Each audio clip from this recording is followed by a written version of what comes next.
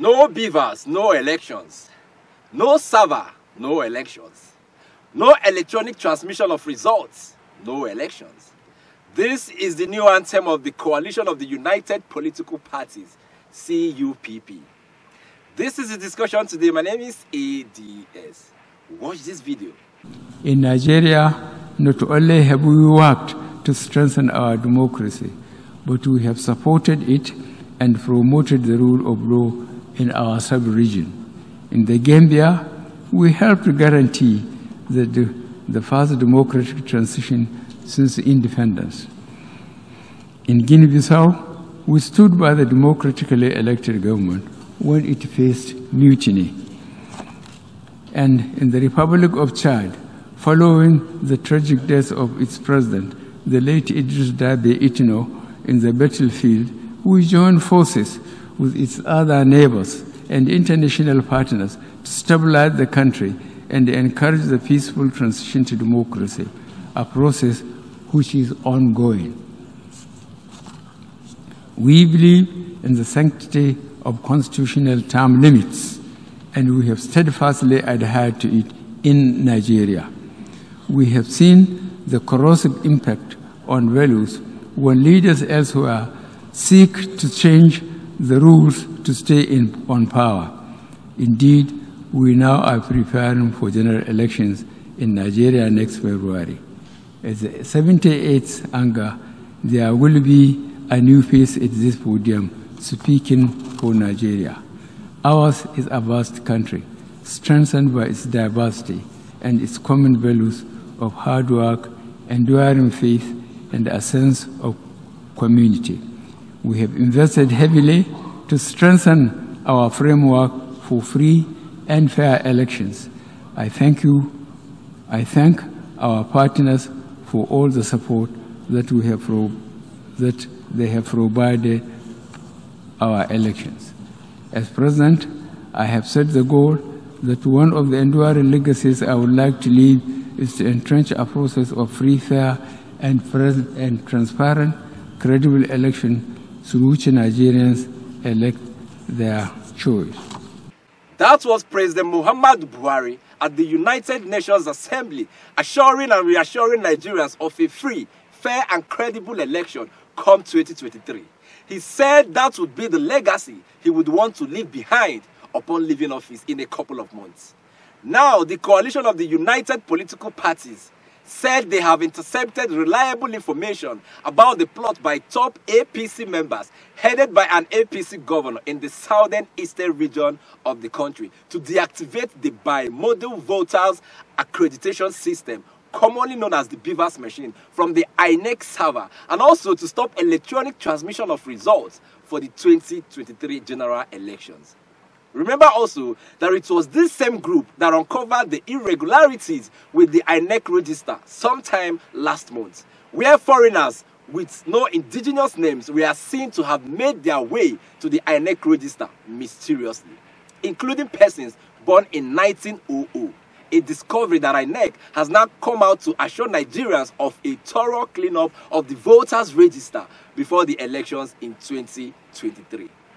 Let's listen to the spokesperson of the Coalition of the United Political Parties, CUPP, Barrister Ikenga Imo-Ugochinyere. Watch.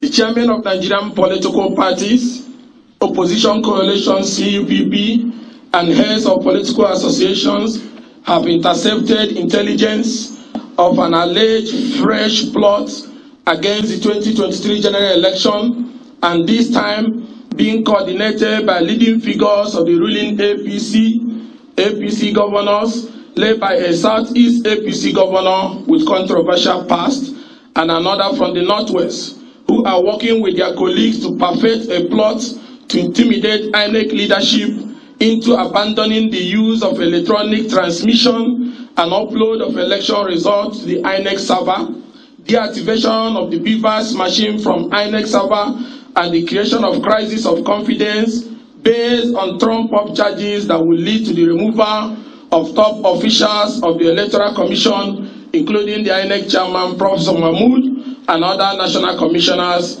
who are insisting on the use of beavers for the 2023 election and the irreversible use of electronic transmission of results.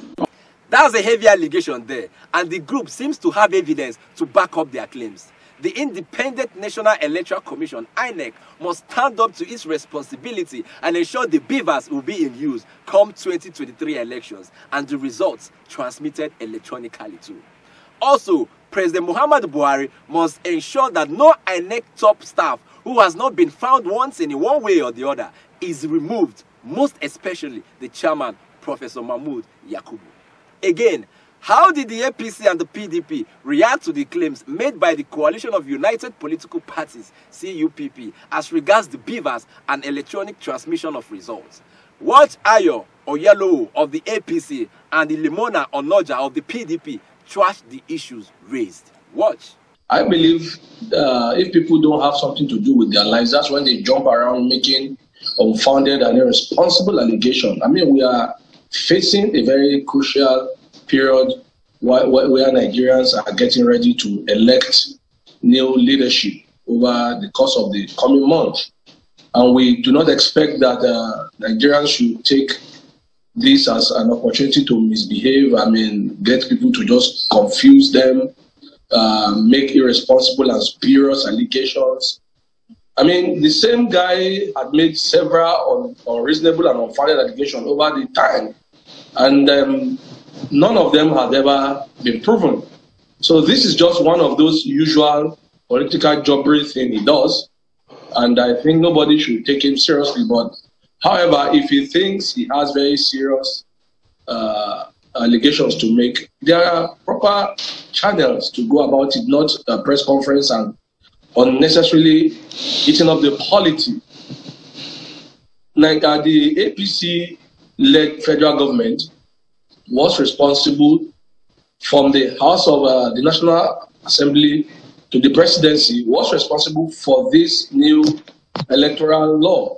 Why will the party and the government push for new electoral law, get it signed, only to now go and sabotage it from the back? I mean, it makes absolutely no sense. Anybody who also says that there's not precedent for these sorts of things, it looks Nigerians in the face and tells a bold-faced lie. In 2019, we saw that in spite of the very clear, unambiguous provisions of the Constitution, we saw a Chief Justice of the Federal Republic of Nigeria who was considered by many in the APC fold as being an obstacle to the attempts to manipulate the 2019 electoral process. We saw him being removed on account of a motion ex parte and an order given by the Code of Conduct Tribunal, a body, a quasi-judicial body that under the provisions of our Constitution had absolutely no jurisdiction to entertain that sort of application. There is a clear precedent.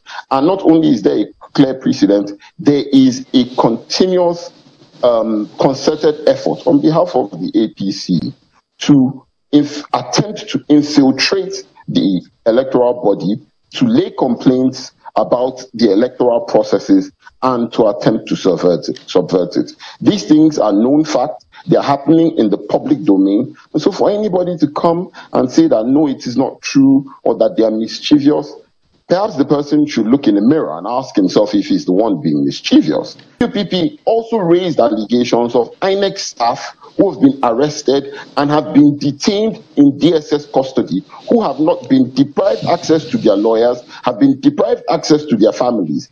Nobody is disputing this fact. Nobody is disputing the fact that INEC staff are being intimidated using the tools of state. To come out and say that such an allegation is mischievous, I mean, at some point, we have to show a commitment to the truth. And at this point, that's not the commitment to the truth. Of course, these men are expected to defend their own camp no matter what. But please, INEC should investigate to find out if any of their staff has been detained unlawfully in Imo State as claimed by the CUPP.